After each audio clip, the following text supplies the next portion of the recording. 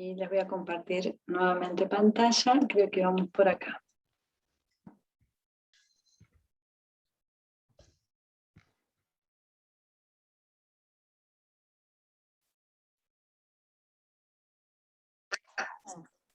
Bien. Voy a llevar esto acá. Bueno, si querían hacerme algún comentario, alguna consulta al respecto.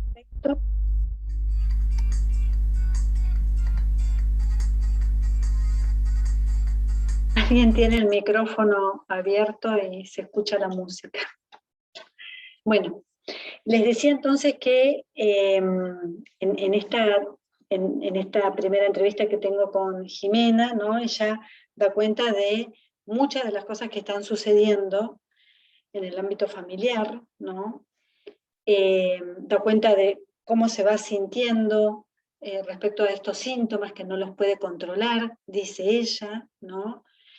Y esto último que les contaba, que ella transmite, que tengo miedo que algo raro le pase a mis papás, ¿no? Se los puse ahí con negrita, el raro, porque es algo que ella no puede definir, justamente porque nadie les contó, ni el papá, ni la mamá, ni nadie, ¿no?, de su entorno más allegado, qué es lo que está pasando. Ese raro, ¿no?, es no poder ponerle un significado a eso que está registrando con todas sus antenitas, ¿no? Y nadie le cuenta. Bien, en este proceso de evaluación de la nena, yo tengo una entrevista con el papá, ¿sí? Yo primero la quería ver a la nena justamente por ese monto de angustia, y que además ella sienta que tiene un lugar donde eso que le está sucediendo lo puede hablar de manera confiada y con tranquilidad, ¿sí? Tuve la entrevista con el papá, y el papá me cuenta lo siguiente. Es un papá que se presenta muy preocupado por sostener la relación de pareja, ¿sí? Por recomponer su matrimonio. No se quiere separar, es algo que constantemente, a medida que va contando algunas cosas de la vida, de lo que está pasando, no va repitiendo esto: no me quiero separar. Es más, él cree que se le va a pasar a su esposa, porque para él no fue nada relevante, por lo tanto se le tiene que pasar, ¿no? Hubo un momento de ese encuentro con el papá donde él se angustia. ¿Por qué? Porque lo echaron del trabajo. Y esta es una información que la mamá hasta el momento no lo sabe. Y él quiere hacer conmigo un pacto de confidencialidad. Me dice: esto no se lo digas a mi señora, ¿no? De hecho, yo le explicito, justamente para no entrar en la lógica del secreto con este papá, porque es algo que parece ser que es un habitué, es un modus operandi de él, esta cuestión de, bueno, hacer cosas en secreto. Yo lo que hago es la aclaración, que por el trabajo que tenemos los psicólogos, tenemos que mantener el secreto de confidencialidad, que es el secreto profesional, pero que tiene que ver con la labor nuestra. No es porque hago un pacto con este papá, ¿sí? Esto fue aclarado, inclusive en términos de intervención. Lo que cuenta, ¿no?, con ese monto de angustia, es que lo echaron del trabajo, y ahí es, ¿no?, donde se aclara por qué lo echan del trabajo.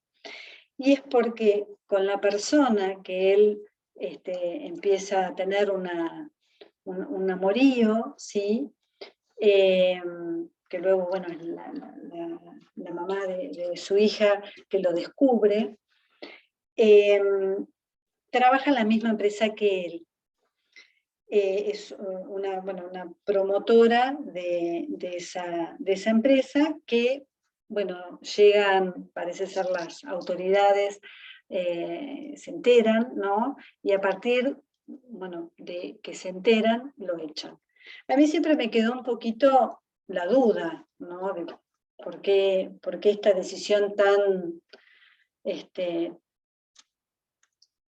tan inminente, ¿no? Y tan fuerte respecto a que se lo eche a alguien, si, bueno, supuestamente venía trabajando bien por esta causa, pero bueno, este es el motivo por el cual supuestamente, me cuenta el papá, lo corren de la empresa. Bueno, nuevamente no, sino que él me cuenta lo mismo que ya me había contado la mamá, que él trabajaba como viajante, que de lunes a viernes estaba, bueno, abocado a su trabajo, yendo a diferentes localidades, y que los fines de semana volvía a la ciudad de Mar del Plata, y algunas veces pasaba tiempo con sus hijas, pero otras veces él tenía un hobby que era un auto de carrera, yo no me acuerdo si era TC cuánto, no sé, pero bueno, tenía un auto de carrera junto con otro socio, entonces muchos fines de semana no estaba con la familia, o sea, a veces iba tenía salidas en familia, pero muchas veces se dedicaba a, bueno, él no era el conductor, sino que era, junto con el socio, los que estaban a cargo del mantenimiento de ese auto de competencia, que no me acuerdo qué categoría era. Y esta persona con quien él salía, también era promotora de estas carreras de automovilismo. En ese momento él también estaba buscando trabajo y estaba casi ya asegurado en un lugar de venta de móviles, una cosa así, ¿no? O sea que tanto él como la mamá, me cuentan, estaban en búsqueda de trabajos nuevos, ¿sí? Y esto lo que le implicaba era que iba a estar todo el tiempo en la ciudad de Mar del Plata, y durante todo este tiempo que había estado desempleado, había estado obviamente también adentro de su casa. Me contó además que en este último tiempo, a partir, mejor dicho, de la crisis con la mamá de sus hijas, él se había sentido muy agobiado, con pocas ganas de hacer cosas, que tenía mucho sueño, muchas ganas de estar en la cama, muy bajoneado, si bien no estaba angustiado, porque él estaba seguro que se le iba a pasar a la mujer, a la esposa, mejor dicho, porque justamente, vuelvo a repetir, era algo poco relevante o no era relevante, él estaba muy angustiado porque había perdido ese trabajo, que era un trabajo muy bueno, que tenía muy buen ingreso, y que de golpe por razón se había encontrado con un estado de situación que no lo podía elaborar. Yo en ese momento, ante esos síntomas que él me manifiesta, ¿no? Como muy bajoneado, que no podía salir adelante, con pensamientos, ¿no? Muy complejos, ¿no? O que estaba viendo muy compleja su vida, yo le sugerí, ¿no? Si no le parecía en este momento hacer alguna consulta en un espacio, con un espacio como para él, donde pudiera hablar todo esto. Y él me dice que no, pero que sí le gustaría, y si yo podía acaso interceder, en realizar una terapia de pareja. Y si podían hacerlo conmigo, mejor. A lo cual le dije que no, porque yo estaba a cargo del proceso terapéutico de Jimena, ¿sí? Que no era conveniente, que no era pertinente, pero que bueno, igualmente pensara esto que yo un poco le había sugerido por el estado que él estaba presentando, de tener su propio espacio. Él estuvo todo el tiempo negado y muy insistente con hacer terapia de pareja. Bien. ¿Algún comentario hasta acá?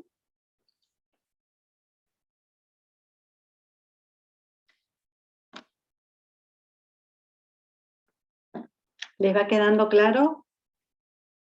¿Sí? ¿Cómo se nota la diferencia como entre el impacto que fue para el padre y para la madre, que para él es algo pasajero y para la madre es como casi insostenible que toda esta situación, ¿no?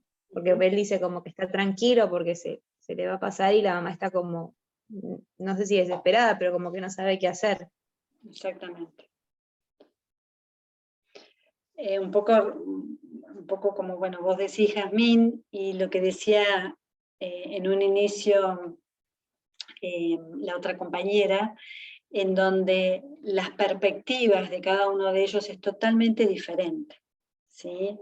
Él donde esto lo toma como algo muy liviano, donde su angustia no transcurre en la línea de la relación con su pareja, sino que la angustia tiene que ver con lo laboral, totalmente entendible y totalmente esperable, pero está ahí lo que se nota, ¿no? Un poco volviendo a lo que vos decías, Jazmín, probablemente sean algunos procesos de negación, de omnipotencia, ¿sí? Por eso a mí me preocupaba, ¿no? Este papá, pum para arriba, que con esta realidad que se le choca en la cara, no tenga ahí unos síntomas un poco depre. Por eso la sugerencia que haga alguna consulta, que tenga su propio espacio donde pueda hablar, y empecé a elaborar todo esto, porque desde la perspectiva que yo había escuchado de la mamá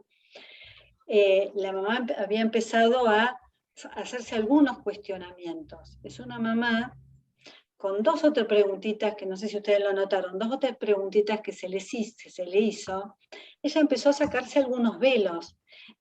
Cuando digo esto metafóricamente es, bueno, empezó a mirar con otra claridad lo que estaba viviendo. ¿Sí?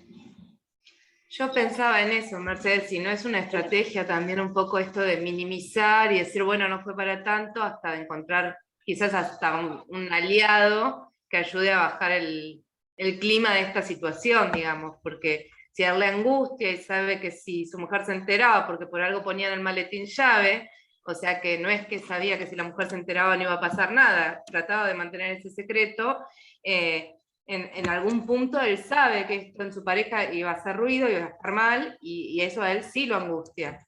Entonces me parece casi como una estrategia de decir, bueno, no es para tanto, che, como el ruido. Bien. ¿Una estrategia vos te referís como algo manipulador? Sí, lo empecé a pensar un poco, sí, así, como decir, bueno, tratar de encontrar un aliado en esto, cuando decís que te propone lo de terapia de pareja, no un espacio para él, sino de pareja, y que sea con vos, digo, bueno, ¿hasta dónde quieres llevar a un convencimiento? Quizás no una elaboración de qué es lo que está pasando en esa familia, qué pasó en esa pareja que prácticamente no convive, porque él se iba y, no sé, pareciera que los encuentros no eran muy cotidianos, y bueno, nada, en esta necesidad de la terapia de pareja, de recomponer, de mantener todo más o menos como venía, me hizo empezar a pensar por ese lado, capaz que sí. Perfecto, Belén. En realidad lo que está viendo este papá, no sé si coinciden conmigo, es que se le está derrumbando la vida. O sea, este papá tenía una vida armada, ¿no? Una mujer, entre comillas, una mujer que se hace cargo de la casa, del hogar, de la crianza de las niñas, ¿no? Esta supuesta división de tareas, que no es tal, sino que tiene que ver con el beneficio para este papá hacer, ¿no? Lo que tiene ganas de hacer, ¿sí? Y que bueno, por eso hablaba un poco de los velos de la mamá, cómo de alguna manera se los va sacando, porque a partir de este episodio ella empieza a ver y se permite empezar a seguir mirando, ¿sí?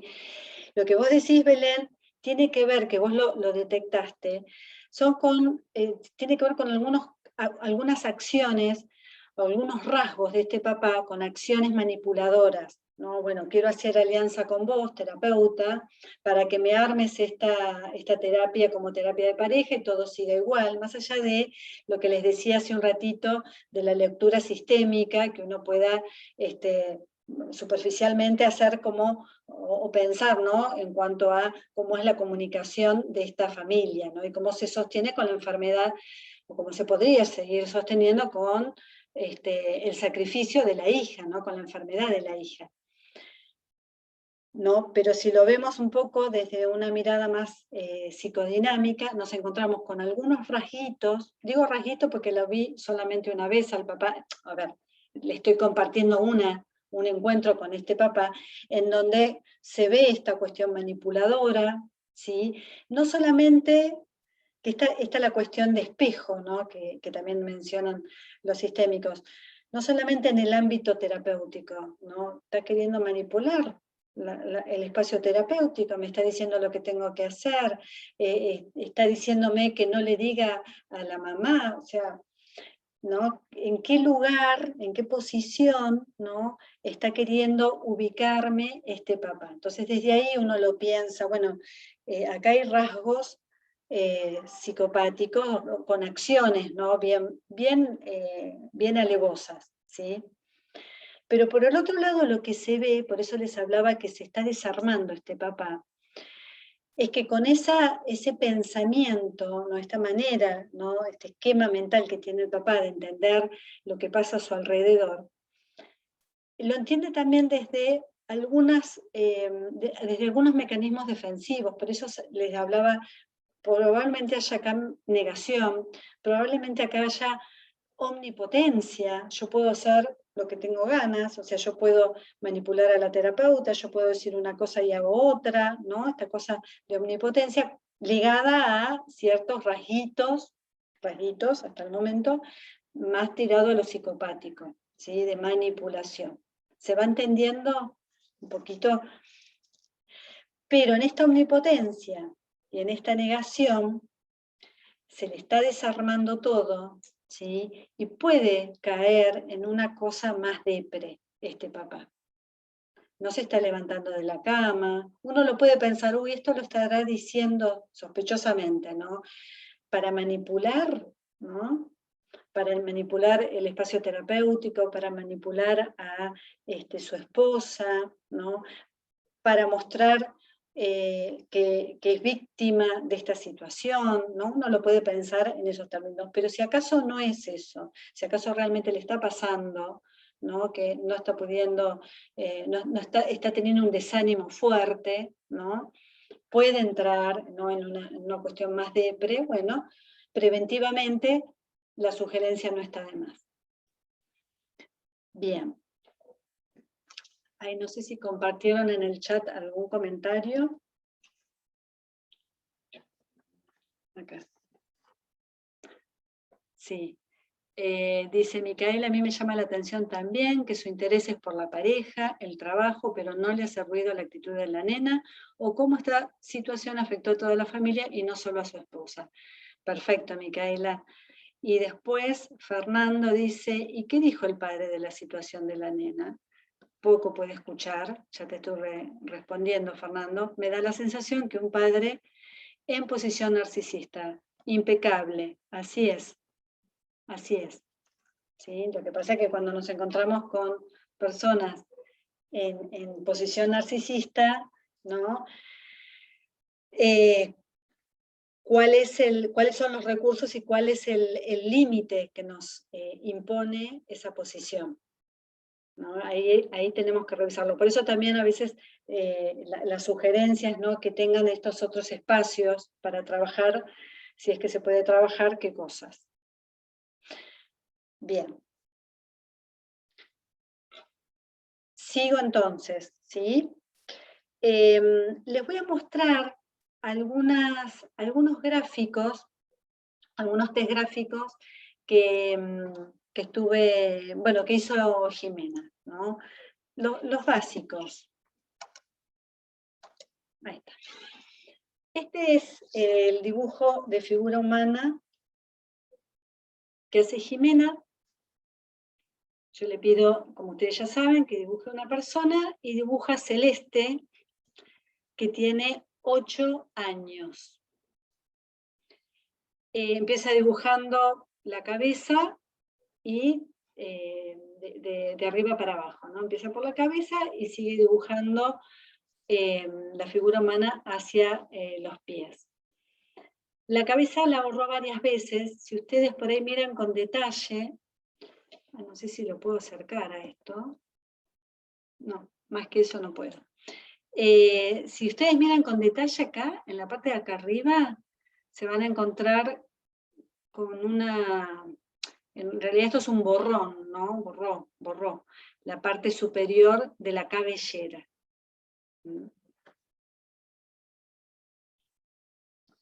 ¿Qué les llama la atención de este dibujo?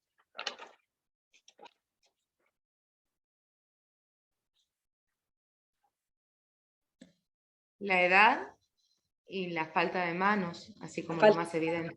Exactamente. Bien.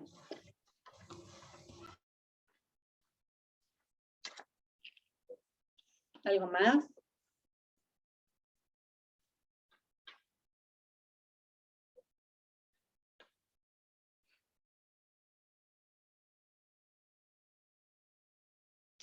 Esto de borrar en la cabeza, o borrar la cabeza,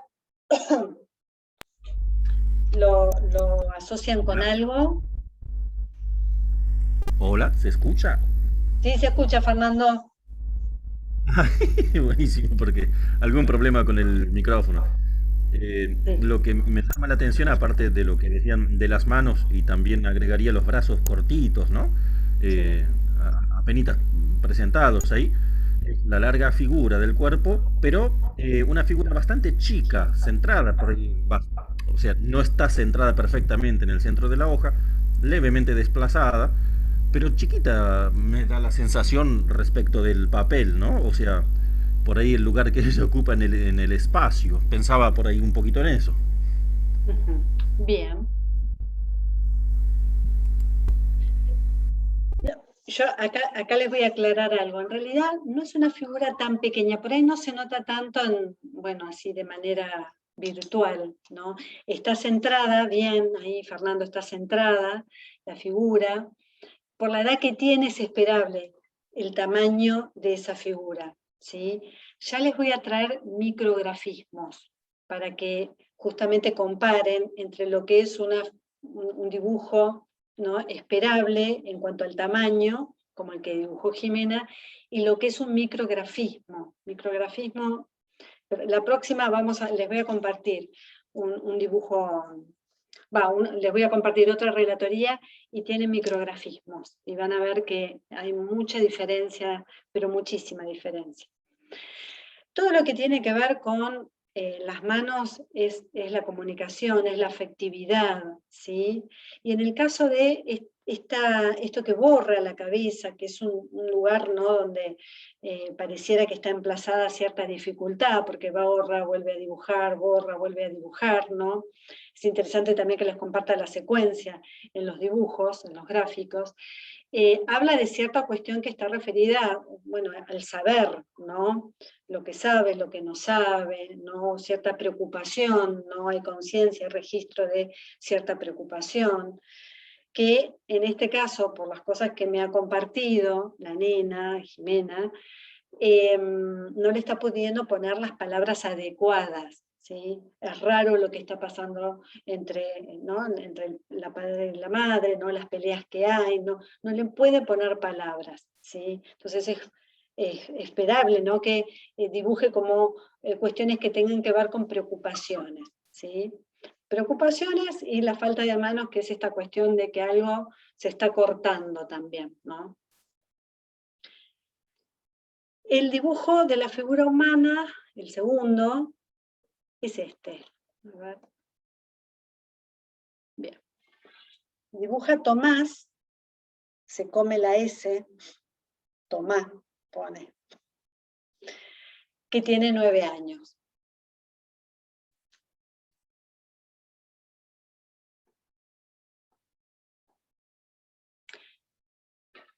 ¿Pueden decir algo de ese dibujo?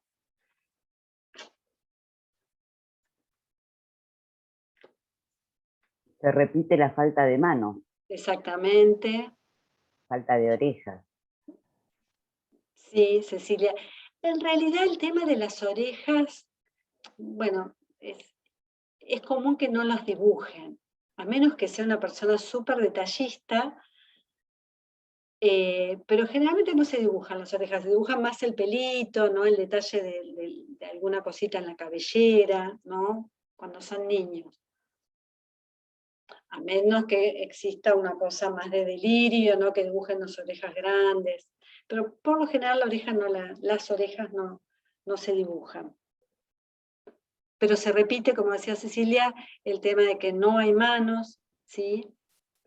No hay piso, chicos. Fíjense que no hay una base, ¿no? No hay detalles, ¿no? Es una nena, por lo general a esta edad, los niños, las niñas son de dibujar algunos más detalles, ¿sí? No aparecen. O sea, está bastante desvitalizado el espacio, el entorno, ¿no? Y el propio dibujo es un dibujo que nos da la sensación, no sé por ahí si ustedes cuando lo veían, ¿no? Como de debilitamiento, ¿sí? Sí, también se va haciendo más finito hacia el piso. Como que la base está mucho más endeble, empieza con la cabeza muy grande y los pies cada vez más finitos. Exactamente. Y las cabezas grandes, vuelvo a repetir, ¿no? Cuando nos llama la atención, como decía Melina, ¿no? Estas cabezas grandes, o el borrón, ¿no? Puesto en la cabeza y vuelvo a dibujar y demás, además de la ansiedad, que esto es muy típico, los chicos, las personas en general, ¿no? Digo, cuando presentan síntomas de ansiedad, aparece mucho el borrón, ¿sí? O el dibujo rápido, ¿no? En este caso Jimena también dibujó todo muy rápido, se lo quieren sacar de encima. Cuando hay ansiedad aparece eso. O el trazo cortadito, ¿no? Tiqui, tiqui, tiqui, tiqui. Eso también aparece cuando hay ansiedad. Obviamente que es una nena que si no está pudiendo ir, a la escuela, ya eso, bueno, nos da la pauta que está teniendo un síndrome de ansiedad muy elevado, ¿sí? Pero bueno, también lo volvemos a ver en los dibujos. Y este dibujo, que es el dibujo, les voy a compartir el último dibujo de la familia. Ahí está. Se lo centro, ahí está. Y ese es el dibujo de la familia. Cuéntenme qué les llama la atención. Son todos iguales. Sí, no hay diferencia de tamaños tampoco. Sí, la hermana más chiquita es más grande que todos. Exactamente. Y el dibujo de ella y de la mamá son iguales. El pelo, la forma. En la hermana y el padre hacen una diferencia, pero ella con la mamá son iguales. Exactamente. Los rulitos, ¿no? Del papá y de Martina. Martina está bárbara. En su momento cuando le pregunté a la mamá, por la más chiquitita, ¿no? Está bárbara, como si no se enterara de nada, ¿no? Y fíjense que Jimena la dibuja más grande, ¿no? Como la más fortalecida pareciera, ¿no? Está todo puesto, pobrecita de Jimena. Hay algo ahí en el dibujo que es bastante común, esto se los digo no solamente por la situación familiar, ¿no? que estaba viviendo, mejor dicho, Jimena, sino en general, ¿no? Cuando aparecen en el dibujo de la familia los hijos en el medio, entre el padre y la madre, ¿no? Eso a ella nos está diciendo algo. Cuando están los extremos el papá y la mamá, y en el medio los hijos, eso es indicador de que algo está pasando. No más que eso, ¿sí? Hay algo, ¿no? que nos está indicando que la mirada de ese niño, de esa niña, respecto a la mamá y al papá, es que ellos están en el medio. ¿Qué es lo que está pasando? No sabemos muy bien, pero si ustedes sospéchenlo, siempre ténganlo como una hipótesis, ¿no? El día de mañana tienen una entrevista, les cuento mi experiencia, se las comparto. Primera entrevista, madre, padre, ¿no? Con las personas que están a cargo de los chicos. Hacemos la pregunta de cómo están, qué cosas han pasado en la familia, nos dice, está todo perfecto, divino. Después se encuentran con un dibujo en donde el niño o la niña está en el medio, algo sucede. Así que se repregunta. cuando volvemos a tener la entrevista con los padres, se vuelve a preguntar, ¿sí? Bien, ahí es clarísimo, ¿no? Entre el papá, la triangulación, ¿no? Entre el papá y la mamá, además de Jimena, también está la hermana. Y bueno, esto también es bastante común que los chicos cuando hay una mascota, los dibujen a las mascotas. Ahí dibujan la perrita que se llama Chacha. Hay muchas omisiones. Ustedes vieron en los dibujos anteriores, cuando dibujó a Tomás, ¿no? Les dije, escribe Tomás en vez de Tomás, ¿sí? No me acuerdo. Y Celeste, no, Celeste es una falta de ortografía, lo escribe con S, ¿sí? Esto es bastante común en procesos así de ansiedad, donde los chicos justamente me lo había marcado, me lo había dicho la maestra, ¿no? Tienen dificultades en la concentración, se ve afectada la cognición en ese aspecto, ¿no? En la concentración, en la atención. Entonces puede ser que hayan faltas de ortografía, alguna omisión, ¿sí? Sean menos creativos, ¿no? Por ahí si tienen que hacer narrativas y demás, sean muchísimo menos creativos. ¿Por qué? Porque su cabecita está puesta en otro lado. La preocupación no es la preocupación de un niño, en este caso de una niña de 9 años, donde tiene que, no sé, llevar la tarea completa, o tiene que ver si no sé, si las figuritas, o si el elástico, o lo que fuere, cualquier juego, gana, no gana, o si después de la escuela va a poder ir a la plaza o a la casa de una amiga o va a poder invitar. Esas son las preocupaciones que debería tener un niño o una niña, ¿no? Niña. En este caso, en Jimena, la preocupación está puesta en otro lado, ¿sí? Por eso ya se notan en estas cosas que son básicas, en dibujos, donde tiene que escribir un nombre, un número o algo, que no es que tiene que hacer una narrativa, ya hay omisiones. Y tiene 9 años. Bien. En el proceso, ¿no?, de evaluación diagnóstico que yo estaba realizando con la nena, no me acuerdo si fue la segunda o la tercera entrevista con la nena, en una de ellas la mamá, cuando la viene a retirar, me pide una sesión conmigo porque era muy importante antes de que yo les haga la devolución, ¿sí? Es decir que la mamá me solicita una entrevista. En esa entrevista, lo que quiere contarme la mamá es lo que había descubierto. Yo creo que les dije, ¿no? En el primer encuentro con ella estaba muy ansiosa, muy pero muy angustiada, muy perpleja, ¿no? Y acá vuelve a aparecer la perplejidad también. Y estaba con su cabeza también, al igual que su hija, en otra, ¿no? Quería salir a bailar, quería ir a cenar, quería tener salidas con sus amigas, ¿sí? Estaba como ensimismada por otro lado, con esto que les decía, quería, parecía, ¿no?, elaborar algo de lo que estaba ocurriendo. Pero bueno, luego de, no me acuerdo si fueron 3 semanas, 4 que había tenido la primera entrevista con la mamá, a esta que la mamá me solicita, yo la noto a la mamá un poquito más entera, ¿sí? No con tanta angustia, sino con un proceso un poquito más avanzado en relación a el papá de Jimena. Ella lo que quería en esta sesión era contarme todo lo que había descubierto y la decisión que había tomado. Y no es solamente todo lo que había descubierto en función a esa infidelidad, sino lo que había empezado a descubrir para atrás. Ahora les cuento por qué. Perdón, algo que vi en el dibujo, que tal vez que no es grande la diferencia, pero si no vi mal, ella tiene 34 y el padre 40. Como que tal vez no es una gran diferencia, pero en el momento de formar una familia y de perspectivas de la vida puede generar algo algo de la diferencia entre ellos. No son muchos años, pero son momentos de la vida distintos. Ay, no alcanzo a ver quién sos, porque no me salta el cuadradito. ¿Cómo te llamas? Jazmín. Ah, Jazmín.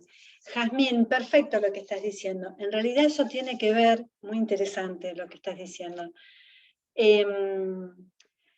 tiene que ver con cómo se funda una pareja, ¿no? Y lo podemos tomar como una hipótesis, ¿no? Cómo esta diferencia de edad podría llegar a marcar, ¿no?, ciertas experiencias de la vida de cada uno de ellos, y que eso haya impactado, ¿no?, en algunas decisiones. Esta relatoría que yo le estoy compartiendo data de algunos años atrás, no es una relatoría de hace 5 años, ya debe tener fácil 10, 12 años esta relatoría. También pónganla en contexto. Pero es muy buena la acotación que hace Jazmín, sí. O sea, es una diferencia de edad, no es una diferencia de edad importante, pero según puede ser por las experiencias de cada uno de vida, y el inicio, ¿no?, que se haya comenzado la relación, puede haber tenido algún tipo de influencia. Bueno, entonces les decía lo que quiso compartir conmigo la mamá, ¿no?, todo lo que había descubierto, ¿no? En esta infidelidad, porque ella empezó de el presente para atrás, ¿no?, ella quería saber quién había sido la mujer con la que él había estado. Empezó a hacer como ciertas asociaciones, como puede ser, yo descubro la infidelidad, al poco tiempo lo echan del trabajo, ¿no? Cosas que ella tenía como desatadas y las empezó a atar, solita, ¿sí? Ella descubre que esta persona con la que él había empezado a salir, o bueno, había salido, que trabajaba en la empresa, se entera, hace sus investigaciones, estaba casada, tenía, bueno, su marido, ¿no? Su marido tenía un negocio acá en la ciudad de Mar del Plata, o varios negocios acá en la ciudad de Mar del Plata, y lo va a ver. Lo va a ver a uno de los negocios donde él estaba, le pide hablar en el momento que va al negocio, hablar con él, se presenta, le dice quién es, le cuenta, y el señor lo que le dice que él ya sabía, o sea, sabía porque de alguna manera era el pacto que tenían con su mujer, ¿sí?, que cada uno hacía la suya. Y que no estaban divorciados, o habían decidido hacer ese pacto por cuestiones económicas, pero que él ya sabía, o sea, él tenía lo suyo y ella tenía lo de ella, ¿sí? ¿Se entiende? ¿Sí? O sea, ella fue al lugar para, de alguna manera, ya se va a terminar el Zoom, esperen que voy a sacar. Denme 2 segunditos. Ahí está.